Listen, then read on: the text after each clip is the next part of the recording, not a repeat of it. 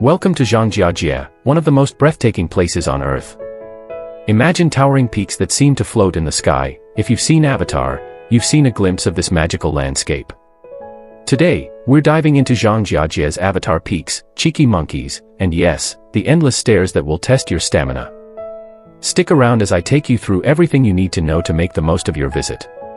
Let's start with the iconic Avatar peaks. These towering, jagged columns are what made Zhangjiajie famous. Standing as high as 3,000 feet, they seem to rise straight out of the clouds. You can almost feel like you're stepping into the world of Avatar itself, right?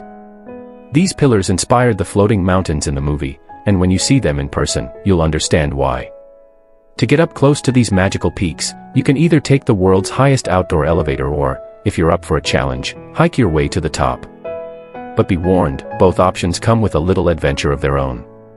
Now, if you choose the Bailong elevator, also known as the world's highest outdoor elevator, it'll whisk you up to the top in just about a minute and a half. Sounds easy, right? Well, there's a small catch. You'll have to climb over 200 steps just to reach the base of the elevator. But don't worry, it's all worth it when you see the views at the top. Pro tip, arrive early.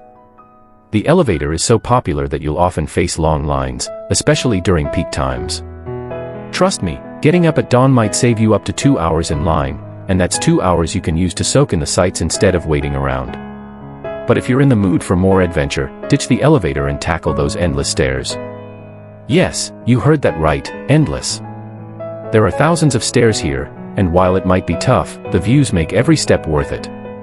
As you make your way up, you'll feel like you're the only one on the mountain. The peace and quiet, the fresh air, it's a whole different vibe than the usual tourist crowd. But make sure to pace yourself. These stairs are no joke. And hey, keep an eye out for the local residents. I'm talking about the monkeys. These little guys are everywhere, and they're pretty cheeky. They might try to sneak a snack or two, so be careful with your food. But don't let that scare you away, they're friendly, curious, and honestly, a pretty fun part of the experience. It's like they're the unofficial mascots of Zhangjiajie. Oh, and while you're here, don't be shy to snap a photo or two with them, they might even help you take one.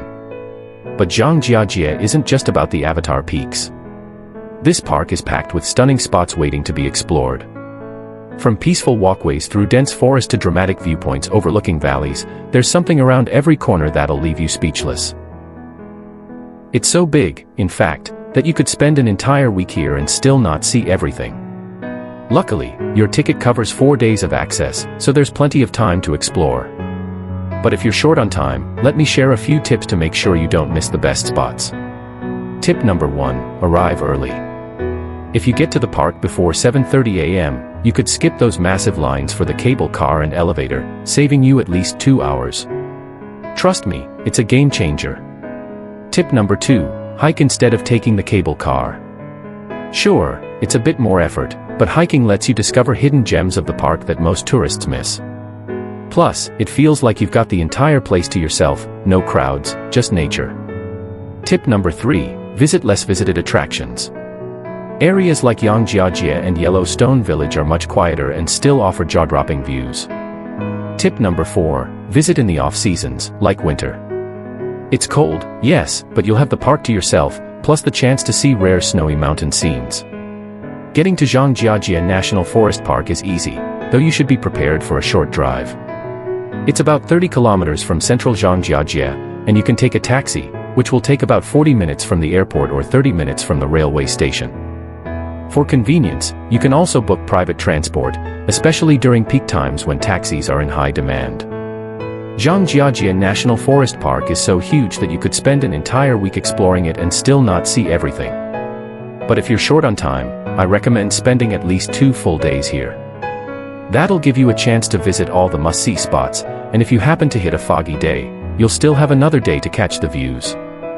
So, there you have it. With a little planning and a sense of adventure, Zhangjiajie can be your ultimate nature escape.